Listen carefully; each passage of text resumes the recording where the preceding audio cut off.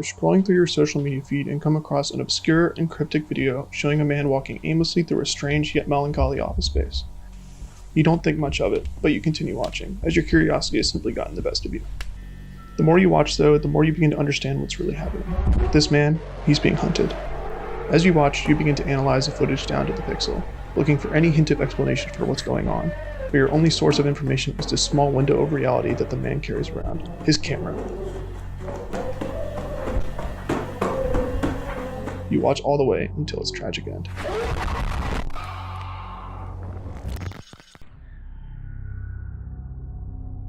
If you were chronically online in 2022, you may have seen these videos, simply titled The Backrooms.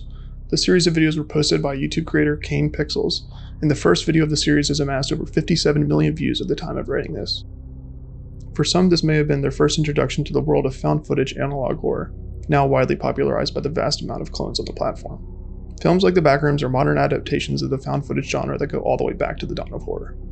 This method of storytelling is quite unique compared to other subgenres within horror, particularly due to the gawking nature of the human psyche. It shows a purely raw and seemingly unfiltered reality, and we can't get enough of it today.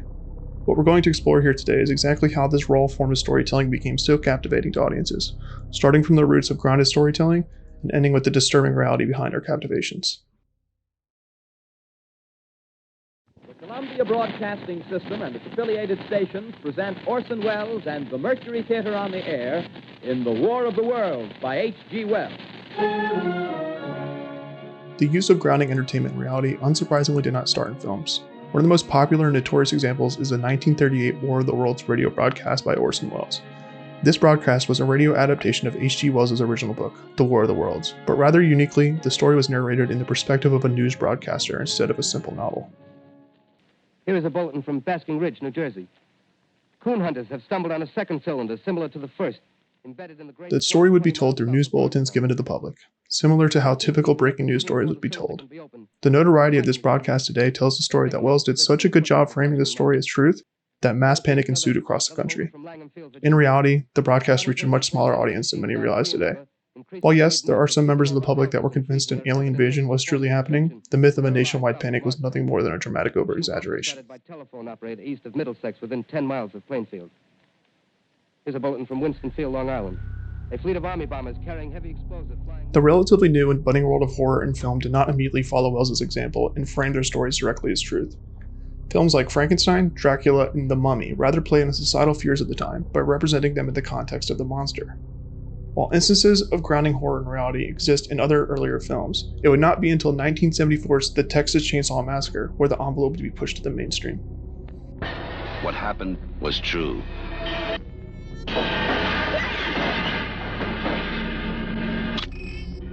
Director Tobe Hooper starts off his film with the following statements.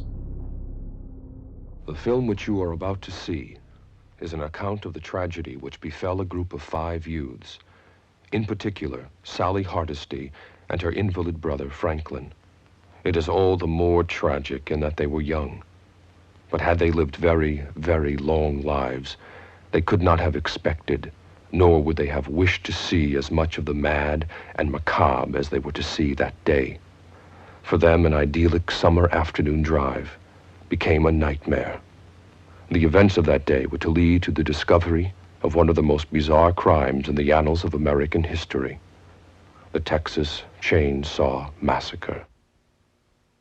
While no, The Texas Chainsaw Massacre is in no way a found footage film, audiences were left to question the reality of what they were about to watch, and it gave a much larger weight to the story altogether. Directors would take this formula and double down further in the coming years with instances of other true crime films, a genre where even modern audiences are still captivated by today. But this is where things begin to get interesting. As films began to continue their flash their now overused tag of based on a true story, directors began to find different ways in grounding their stories in reality. Ladies and gentlemen, the bloodiest thing that ever happened in front of a camera. In the early 70s, rumors began to spread about a new type of filmmaking strategy used by Hollywood. Some members of the public began to speak of films that were using real murders to depict the killings within them. This type of film depicting a real murder on the big screen would become widely known as a snuff film, and as rumors began to spread, so did the legend of one existing. In 1975, directors Michael Finlay and Horatio Fredrickson would lean into the myth by taking their existing 1971 film, The Slaughter, and recut it before releasing it as a snuff film, creatively titled Snuff. The film was marketed saying that all bloodshed depicted on camera is hauntingly real, leaning heavily into the Hollywood snuff rumors at the time. An obviously false statement that's laughable upon actually watching the film.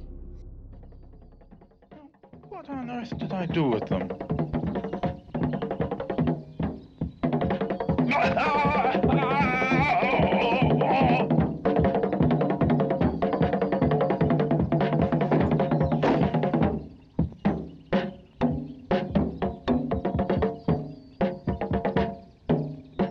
Well, that's all right, Jaime.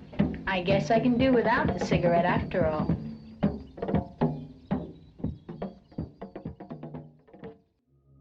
While movies like Snuff faked its intensity, in 1980 one of the first instances of found footage horror would take its place as being the closest thing an audience can see to see a real snuff film. Cannibal Holocaust is one of the most controversial films of our time. Containing instances of found footage, it presents that everything seen on camera was genuinely captured then released as a found relic. The film itself is banned in many countries across the world because of its genuine use of animal cruelty and elements of sexual assault. While no humans really died on camera, some animals sure as hell did, resulting in both outrage and, strangely enough, intrigue, creating one of the most controversial titles to ever be created in cinematic history. This strange interest in one of the darkest pieces of cinema paved the way for other found footage films of the time. While many pale in comparison to the gruesomeness and cruelty of Cannibal Holocaust, the reasons behind the audience's intrigue remain, the raw, unfiltered nature of it all.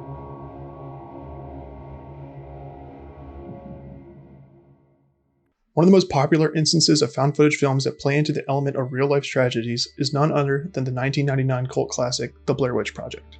This film took the then experimental and new subgenre surrounding found footage horror and catapulted it to the mainstream. Like its predecessors, it too framed its story as true, going as far as even stating that the actors were dead on the IMDb page.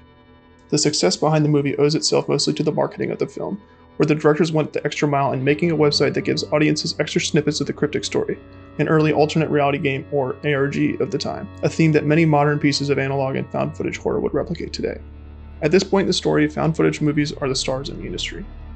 We see clones that follow the mainstream success of the Blair Witch Project, and even instances where it moves laterally into other genres of entertainment, all the way until the genre becomes overtly oversaturated. While it may seem like the genre has come and gone, found footage still thrives online in platforms like YouTube, hence the success of pieces like The Backrooms. But let's take a step back and think, what makes these arguably low quality and grainy films so captivating to audiences? I genuinely believe it all comes back to the same reason people listen to true crime podcasts, watch serial killer documentaries, and even can't look away from car crashes. The grounded nature of these films give the audience a voyeuristic view into the harsh reality of the world and the pain that others may experience on a raw level.